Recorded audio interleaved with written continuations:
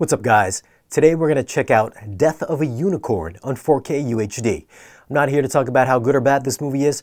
I'm just going to share some thoughts on the audio and video quality. Now let's go over a few tech specs. The movie was shot in 3.3K. It's rated R. Runtime is 107 minutes, aspect ratio is 239:1, and the audio is in Dolby Atmos. Before we take a look at the audio and see how active this mix is, if you don't know what the Dolby Atmos viewer is, you can find a link down below in this video's description that tells you all about it, what it does, and where to get it.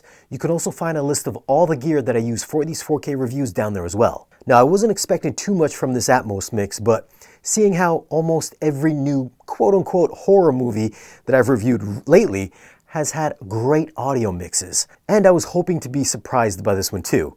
Not that this one was bad, but it is mostly a static mix in a 7.1.2 layout for about 90% of the time, meaning if you have 6 top channels, only the middle row will get used. If you have 4 top channels, then those 2 top channels will get spread across all 4, so you'll get more height channel coverage with only 4 height channels. Some of the standout scenes that actually do use all 18 of my speakers happen around 22 minutes, as we can see that all the characters are outside. You'll hear some of the atmosphere like birds and trees and wind, and the music does extend up to the top channels. At 28 minutes, there seems to be vengeful unicorns howling off in the woods that engage all 6 top speakers, so it sounds as if they're far off in the distance. There's also some other animals growling back there as well. At 49 minutes, thunder cracks above your head to make it sound as if a storm is coming, and if you listen closely, you can hear one of the unicorns run around from the left speaker to the right speaker right behind your head before it makes an appearance on screen. There's maybe 2 or 3 other times with really brief moments where you do get total speaker engagement, but otherwise it stays locked in this 7.1.2 layout. So in those scenes, it's mostly just lower channel activity that sees environmental sounds that happen outside and the occasional musical extension up top.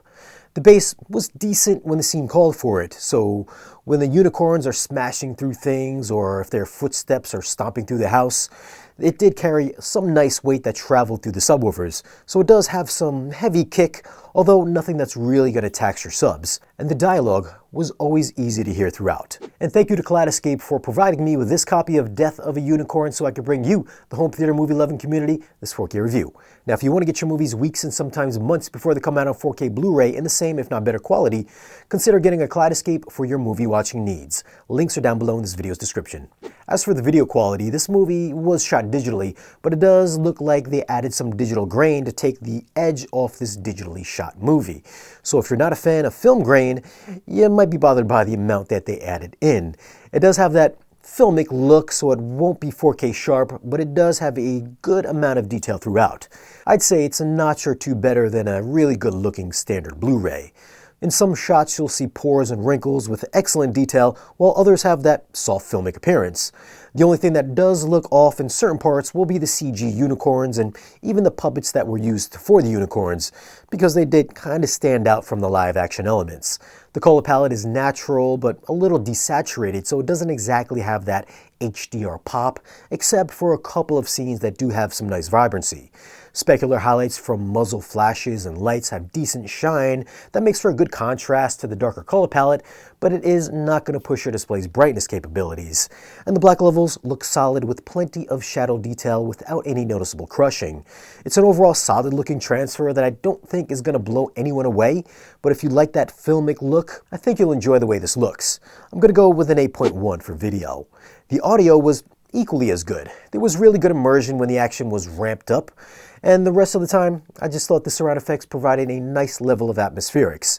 Bass was what I was expecting, and after seeing this at the theater about 2 weeks prior, I'd say that this was a better AV experience at home.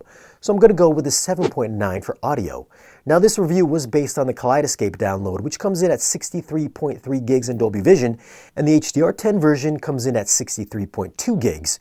If you're holding out on grabbing this movie on 4K Blu-ray, that supposedly drops on July 8th on standard Blu-ray. No word if it's going to be in 4K or not, or you can just grab it now on the Kaleidescape. So what are your thoughts on Death of a Unicorn in 4K? Did you like the movie? Did you like the transfer? Leave a comment down below and let me know. Now, if you do want to pick up this movie, I will leave some links for it down below in this video's description. As always, guys, thanks for watching. If you want, you can follow us on social media, and if you want to support the channel and get exclusive content or great discounts on audio and video gear, then stop by our Patreon page. Be sure to like this video if you found it useful and subscribe if you haven't already. And I'll catch you again in the next video.